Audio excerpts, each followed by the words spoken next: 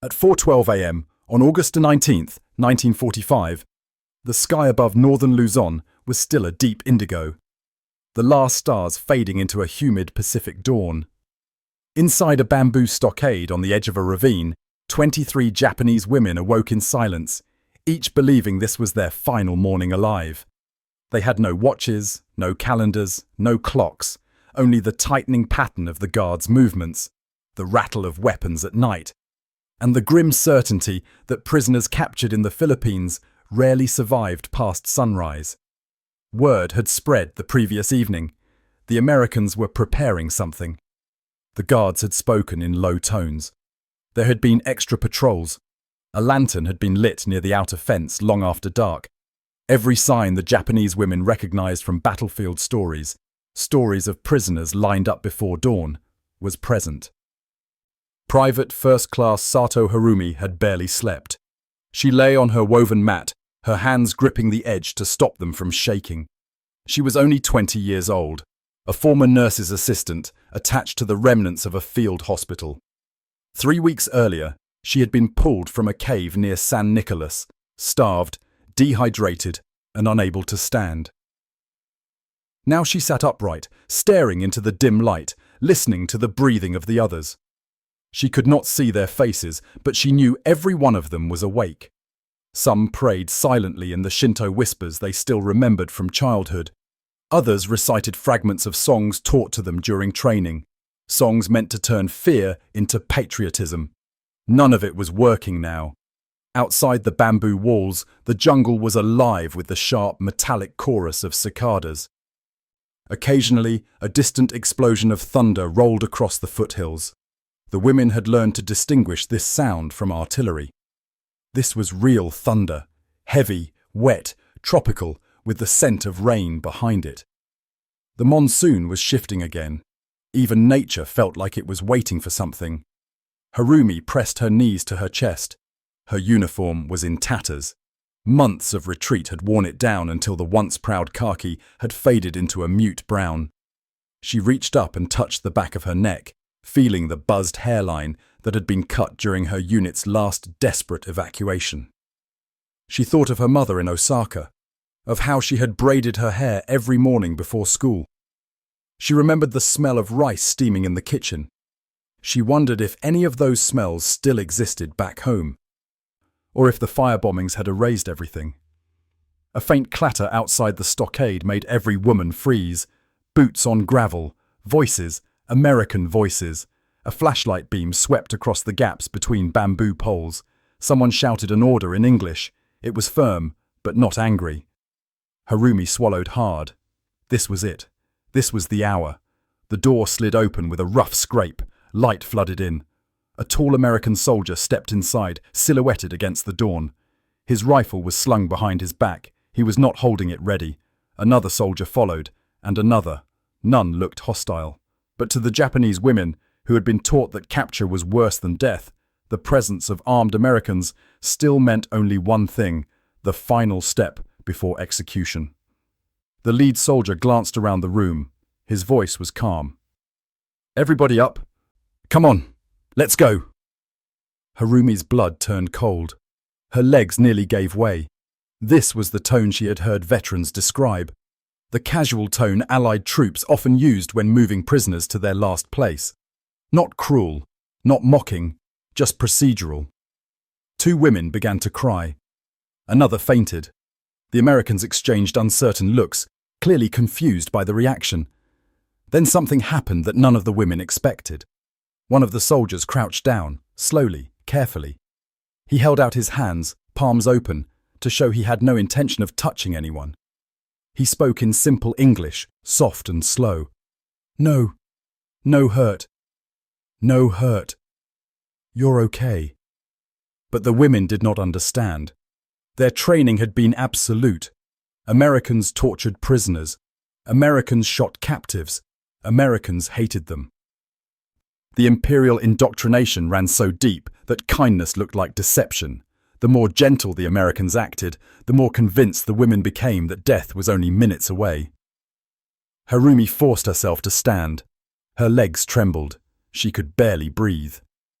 The Americans gestured toward the exit. Step by step, the women lined up, shaking uncontrollably. One soldier stepped aside as they filed out, but instead of steering them toward the ravine, he directed them toward the open clearing behind the stockade, toward the sunrise. The sky was turning a faint pink. The first light of day traced the edges of the mountains. Fog drifted across the clearing in pale ribbons. The air smelled of wet grass and something else, something warm, unexpectedly familiar. Food. It took a few moments before the women recognized the scent. Eggs, rice, bread, and something sweet, maybe fruit. A large wooden table had been set up beneath a tarp. American soldiers moved around it, carrying trays. A cook ladled scrambled eggs into metal bowls. Another placed portions of rice. A third carried a stack of sliced papaya. Harumi stared, unable to process what she was seeing. She felt dizzy. Her mind could not reconcile the image of armed foreign soldiers preparing breakfast with the certainty of execution she had carried all night. She looked at the others. Their faces were blank with disbelief. The American officer in charge, Captain William Hartley, stepped forward. He carried no weapon. He was smiling, but not in a dismissive way, in a warm, steady way. He spoke slowly, hoping they would catch at least a few words. "You are safe now. War's over. Breakfast." He pointed to the food. The word breakfast struck the women like a physical blow. Some gasped softly. One covered her mouth. Another broke into tears so suddenly she fell to her knees. Harumi felt her chest tighten. Her vision blurred. She had not tasted warm food in days. She had not felt safe in years. She did not know whether to trust this moment or collapse from the weight of it. But the Americans waited patiently. Not one soldier shouted. Not one raised his weapon. Not one rushed them. A medic approached, his hands empty. He knelt down beside one of the older women who had fainted. He checked her pulse, lifted her carefully, and steadied her on her feet. She could not understand his words, but she understood the touch, gentle, cautious, respectful. For the Japanese women, who had been taught that surrender meant humiliation, the idea of an enemy showing tenderness was beyond anything they could imagine. Harumi stepped forward first, tentatively, frightened, uncertain. A soldier held out a tin plate, slightly dented but clean. She reached for it slowly, like someone expecting it to be snatched away. The soldier nodded, encouraging her. She bowed instinctively. The soldier blinked in surprise and bowed back. The gesture landed with the emotional weight of a lifetime. Behind her, more women approached. The Americans served them in silence, one plate at a time.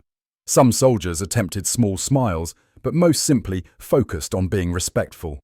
They knew these women had been told lies about them. They knew fear this deep took time to unravel. Harumi took her plate and sat down on the grass. The food steamed gently in the cool morning air. She lifted a small bite to her lips. When the warmth touched her tongue, she nearly sobbed. Her hands shook. She tried to hide her tears, but a soldier kneeling nearby noticed and looked away respectfully, giving her space.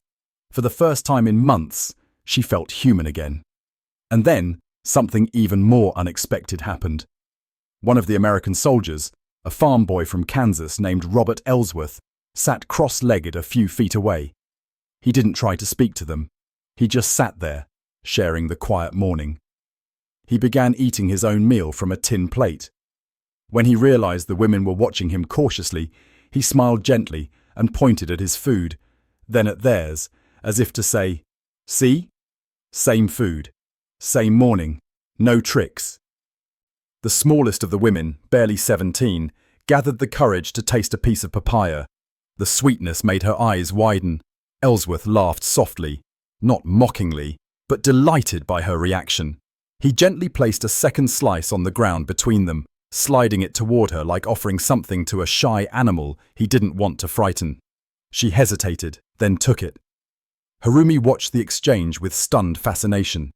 The world she had been taught to fear was dissolving in front of her. Minutes passed, then more. The tension drained from the clearing like water seeping into the earth. The sun rose higher, warming their faces. Some birds called from the treetops. The sound of distant trucks rumbled somewhere down the road. Slowly, so slowly, the truth settled in. They were not going to die. They were going to live. Captain Hartley stepped forward again. He had brought a translator this time, a Filipino scout attached to the US Army. The scout spoke gently, explaining in simple Japanese, "The war is over. You will not be harmed. You will be cared for. You will be treated with respect." Every woman froze. Those were words none of them had ever expected to hear.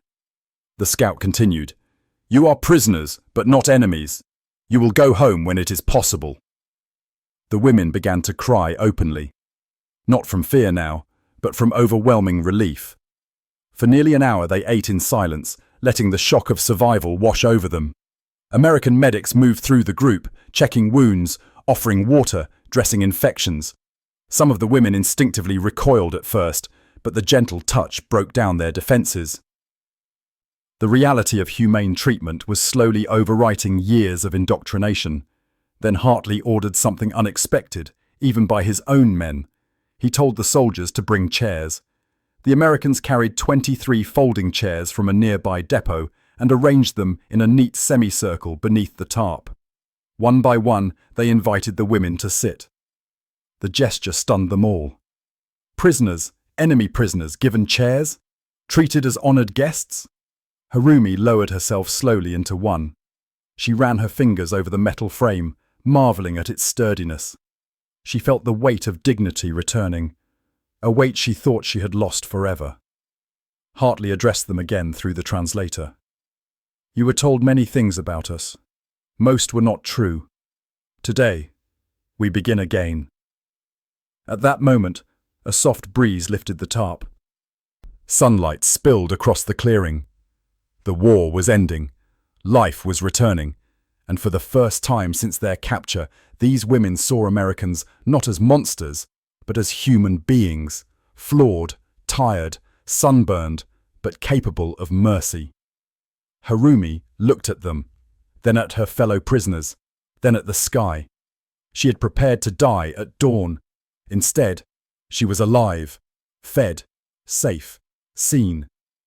She whispered a single word under her breath, a word she had not allowed herself to feel in years. "Arigato." The sun climbed slowly above the ridgeline, turning the clearing into a warm golden field framed by jungle shadows. After breakfast, the Japanese women sat quietly in their folding chairs, the morning breeze drying their hair and softening the lines of exhaustion on their faces. A stillness settled over the camp, one that felt unfamiliar yet strangely welcome. After months of terror, constant fleeing, cave collapses, starvation, malaria, and the deafening chaos of bombardments, they were now experiencing something they had nearly forgotten existed: calm. Harumi watched the American soldiers move around the clearing. Some were cleaning their weapons, others were packing crates, repairing a truck, or boiling water over a field burner. The Americans worked with an easy, unhurried rhythm, men who knew the war was ending and were finally allowed to breathe. There was no tension in their movements, no hostility, no rush. It baffled the Japanese women. They expected guards to bark orders, to shove, to curse. Instead, the Americans simply did their jobs. The Filipino scout, Corporal Luis Mendoza, returned with a medical kit slung over his shoulder. He wore a simple US Army uniform, stained with mud but neatly kept. He bowed respectfully before approaching the women, an act that startled them. No American had bowed to them before. Mendoza spoke calmly. "Medic will check you. Just health.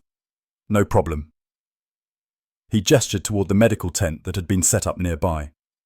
5 American medics were inside, organizing supplies and preparing stretches of clean cloth for checking wounds. Harumi's heart beat faster.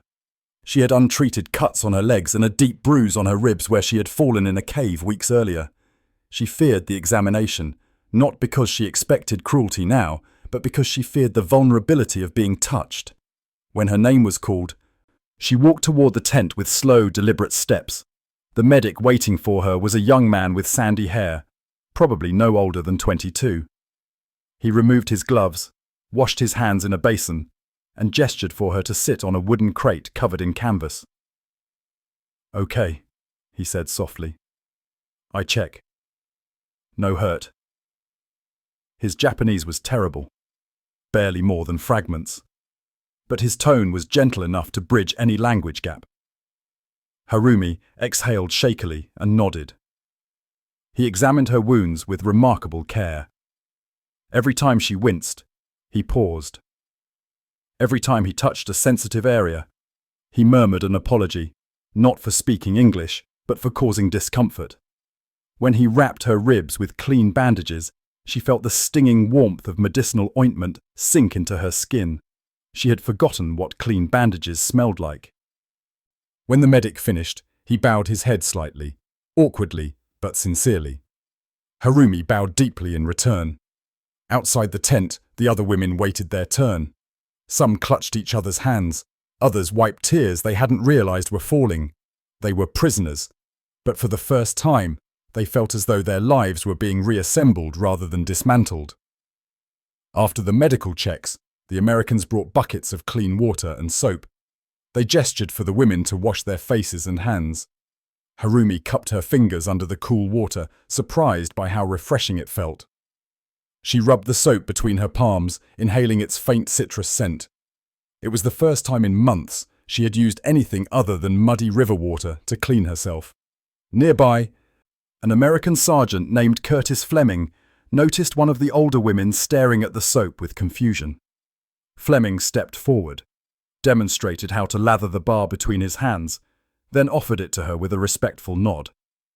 The woman, who appeared to be in her late 40s and who had once overseen a mess hall near Manila, took it carefully, almost reverently. Small acts like these continued throughout the morning. The Americans brought blankets, then canteens, then small tins of salve for mosquito bites. Every gesture softened the women's fear. By midday, the women began to look less like condemned captives and more like survivors adjusting to a new reality. Yet beneath the calm, a different fear lingered, one none of them dared voice.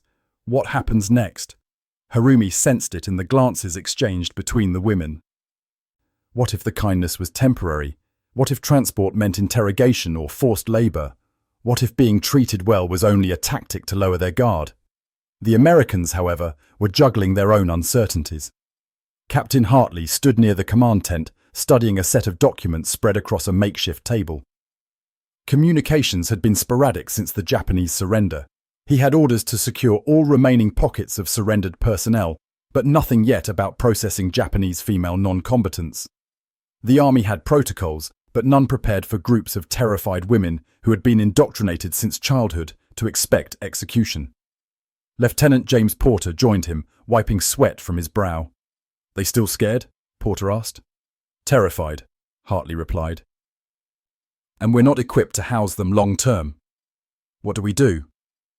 We treat them like humans," Hartley said simply. "Until someone higher up tells me otherwise."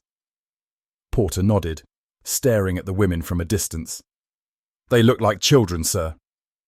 "War doesn't spare anyone," Hartley murmured. Shortly after noon, the Americans prepared lunch, rice, boiled vegetables, and a small portion of meat. The women sat again in their chairs, eating quietly. Some of the younger soldiers began drawing simple pictures in the dirt. Little suns, mountains, and stick figures meant to communicate friendliness. One soldier traced a heart in the soil, then quickly erased it, embarrassed. A few of the women giggled, not mockingly, but shyly. After the meal, Corporal Mendoza gathered the women with the help of 2 American soldiers who stood far enough away to avoid intimidation. He explained, as simply as possible, "You will be moved. Safer place, better food, better bed." The women stiffened. Harumi felt her heart tighten again. Movement meant uncertainty. What if the next place wasn't like this? What if the next group of soldiers wasn't as gentle? Mendoza sensed their fear and added, "No danger, no execution, no work camp, just safer." He pointed to a truck parked under the shade of a palm tree. It was open-topped, lined with canvas seats. Blankets had been placed neatly inside. Canteens hung from the rails. An American jeep idled beside it, ready to escort them. As the women approached the truck, one of them, a slim nurse named Akiyama, collapsed from sudden dizziness.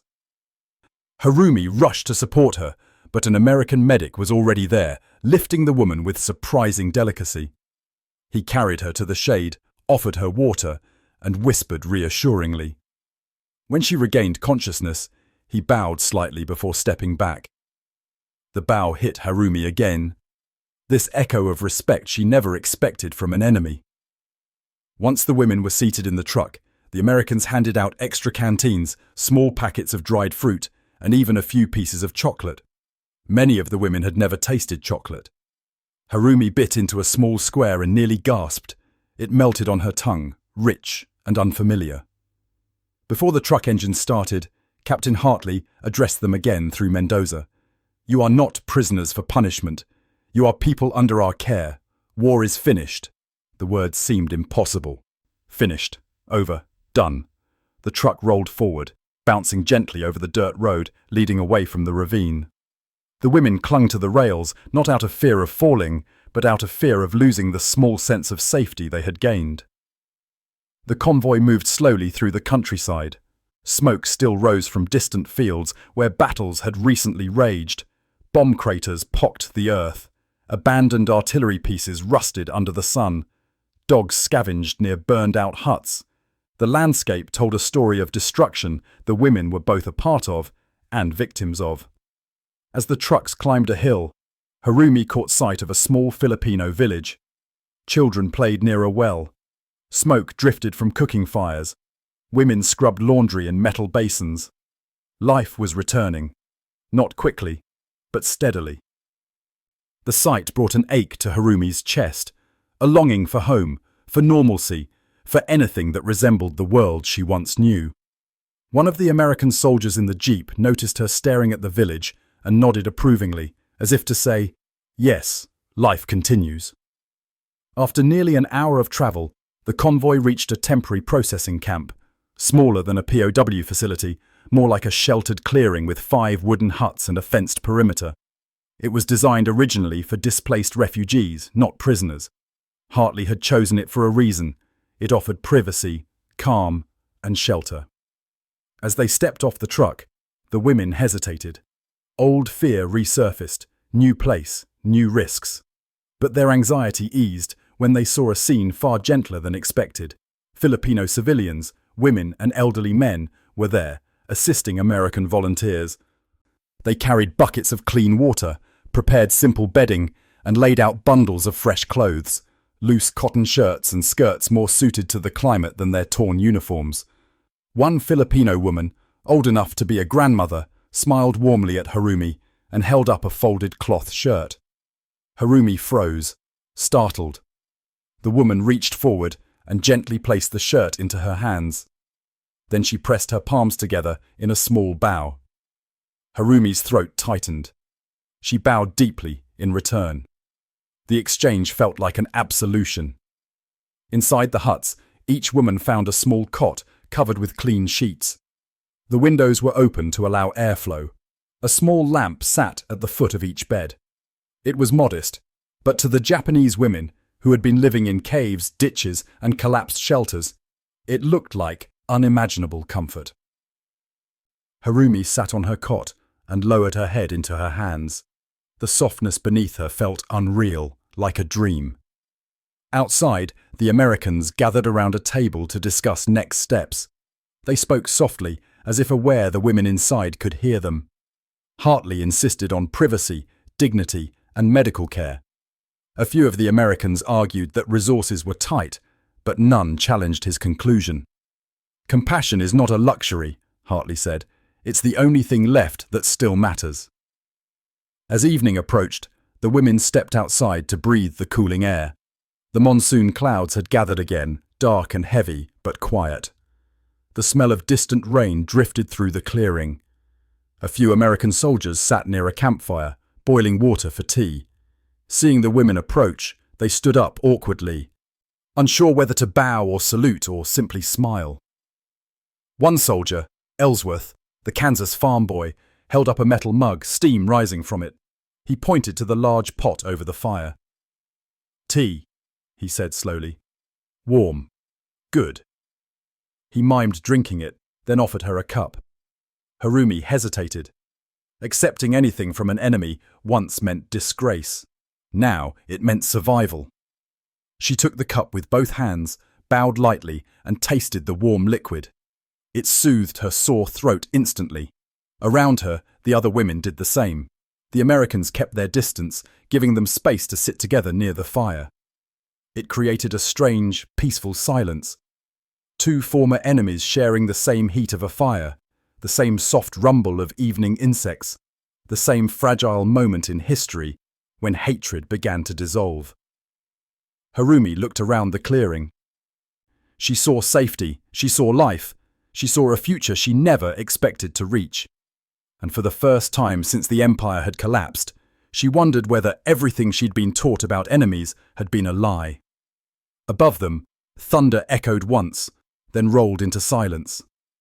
A light rain began to fall, gentle, warm, cleansing.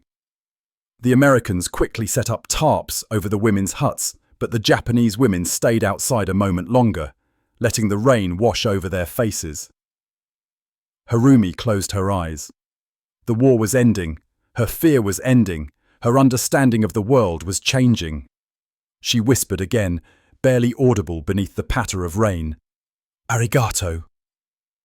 Night settled slowly over the temporary processing camp, the sky turning a deep violet as the rain softened into a gentle mist.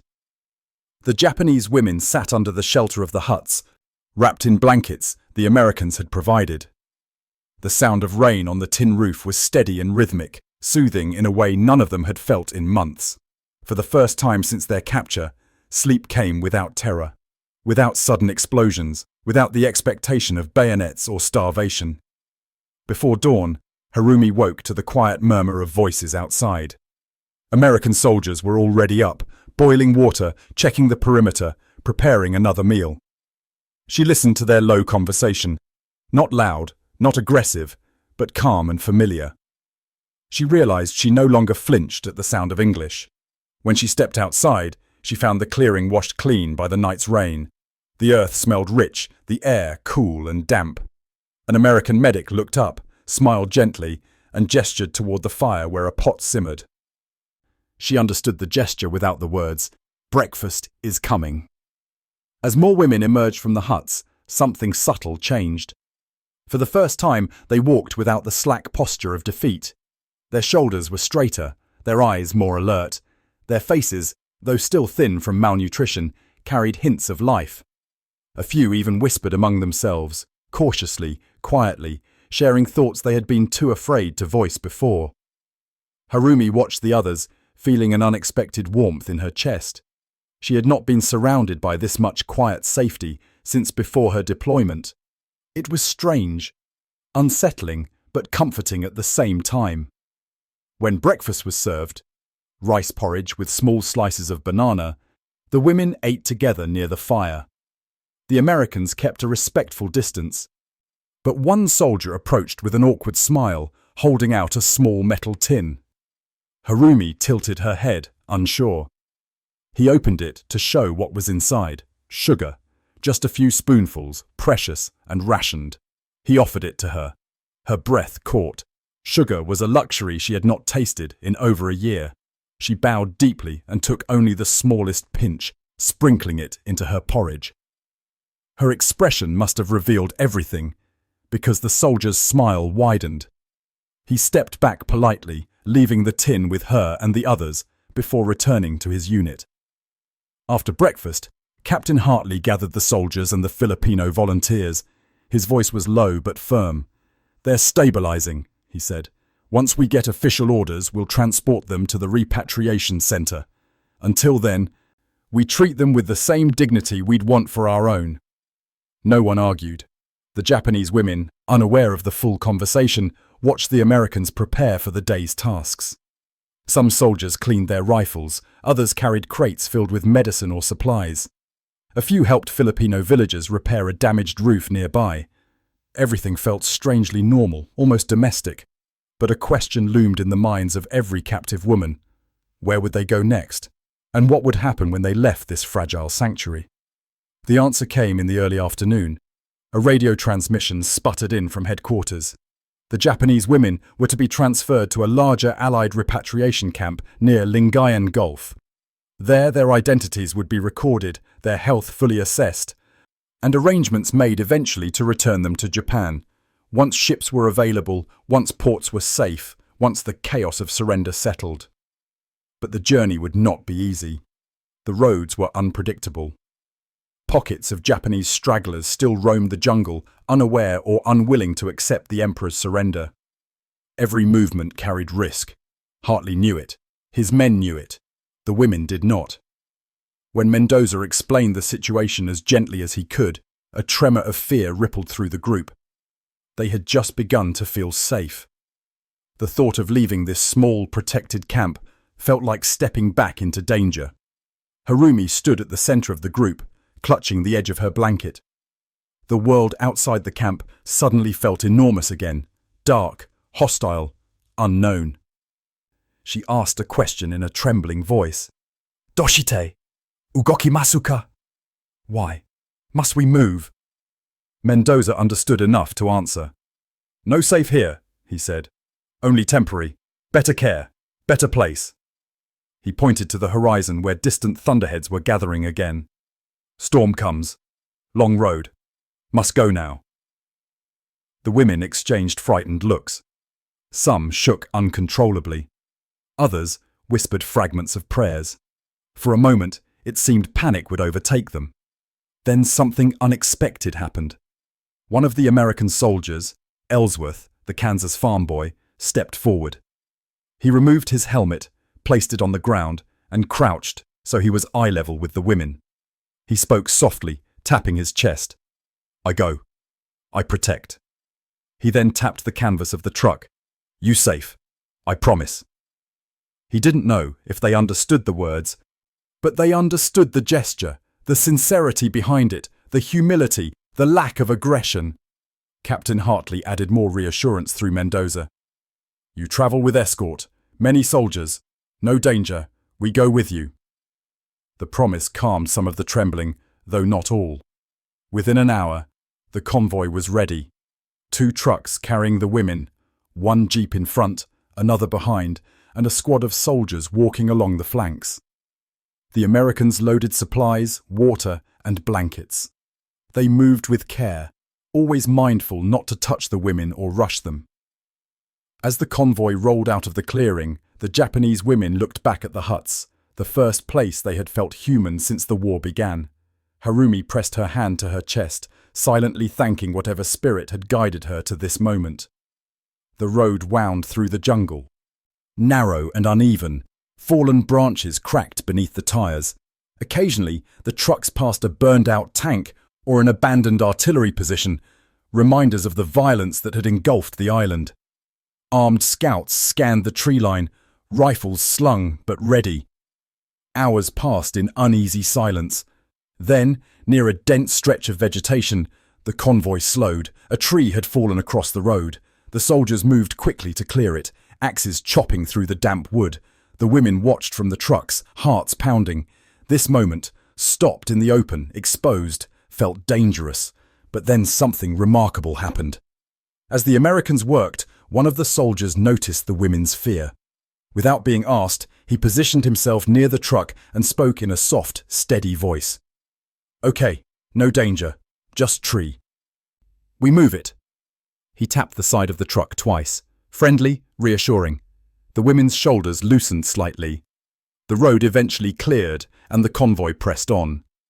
By early evening, they reached a high ridge overlooking Lingayen Gulf. The sea stretched out in shimmering silver, the sky streaked with pink and gold. The camp lay below, a large, organized network of tents, medical stations, supply depots, and transport vehicles. It was bustling with activity. Civilians displaced by the fighting mingled with surrendered soldiers. Nurses hurried between tents. Filipino volunteers carried crates of medical supplies. As the trucks descended the ridge, Harumi stared at the sight in awe. It was overwhelming, chaotic but structured, crowded but safe. A place where thousands of war-worn souls gathered, each waiting for their chance to return home. The Japanese women were guided to a quiet section of the camp designated for vulnerable groups: the elderly, the wounded, women, and children. Here, privacy was prioritized. Tents had curtains, cots had clean sheets, fresh clothes were folded neatly near wash basins. When the women stepped down, a British nurse approached, her uniform crisp despite the heat. She carried a clipboard and offered a respectful nod. "You're safe now," she said. And though her English meant nothing, her tone meant everything. She inspected each woman gently, checking for infection, dehydration, and injuries. When she reached Harumi, she placed a cool hand on her forehead. "Fever," she murmured, and gestured for a medic. Harumi felt herself guided toward a cot. A Filipino doctor brought a cup of medicine, bitter, strong, and helped her drink it. She felt the warmth spread through her chest, easing the tightness in her throat. Around her, the other women were tended to just as carefully. Some were given new clothes, others received bandages or mosquito nets. A few, overwhelmed by the attention, began to cry. Near sunset, the British nurse returned with a stack of blankets. She draped one over Harumi's shoulders and tucked the corners gently under her arms. The gesture was so tender, it made Harumi's breath catch. She whispered a soft, trembling, "Arigato." The nurse smiled warmly, not needing translation. Later that night, a group of American soldiers set up lanterns around the women's tents. They took turns patrolling, not because they feared escape, but to ensure no harm came to the women from rogue stragglers still hiding in the hills. The women slept soundly. For the first time in what felt like lifetimes, they slept without fear. Days passed in a rhythm that felt almost like healing. Harumi's fever broke. Akiyama regained her strength. The older women learned to communicate simple needs using gestures and occasional shared words. Filipino volunteers brought fruit and fresh water. Nurses checked on them regularly. Then, one morning, the women were assembled for an announcement. A Japanese-speaking interpreter, a former teacher from Manila, stood before them. His voice was steady as he explained, "You will be sent home." The words hit like a shockwave. Home, Japan, family. Tears flowed before the interpreter even finished the details. They would be transported to Manila first, then placed aboard repatriation ships as soon as the port reopened. Priority would go to the sick and the young. The rest would follow as soon as possible. After the announcement, Captain Hartley approached with Mendoza. He bowed respectfully to the group, a deep, solemn bow of farewell. Through Mendoza he said, "You survived horrors, but now you go home.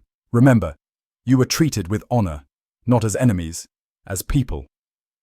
The women bowed deeply, all 23, their gratitude too large for words. Harumi stepped forward, hands trembling. She looked at Hartley, then placed both palms over her heart. Slowly, reverently, she bowed. Hartley bowed back. It was a simple exchange. But it carried the weight of everything they had endured. A few days later, as the truck rolled toward the port, the Japanese women looked back at the camp one last time. Behind them stood the men who had changed the story of their lives, not with weapons, not with punishment, but with mercy. As the truck disappeared over the ridge, Harumi looked toward the sea. She had braced for execution at dawn. She had expected humiliation, cruelty, and death. Instead, she had been given breakfast, medicine, care, safety, dignity, and now home. She closed her eyes, let the wind lift her hair, and whispered one final word into the humid Philippine air. Arigato. The war was over. Her fear was over. Her life could finally begin again.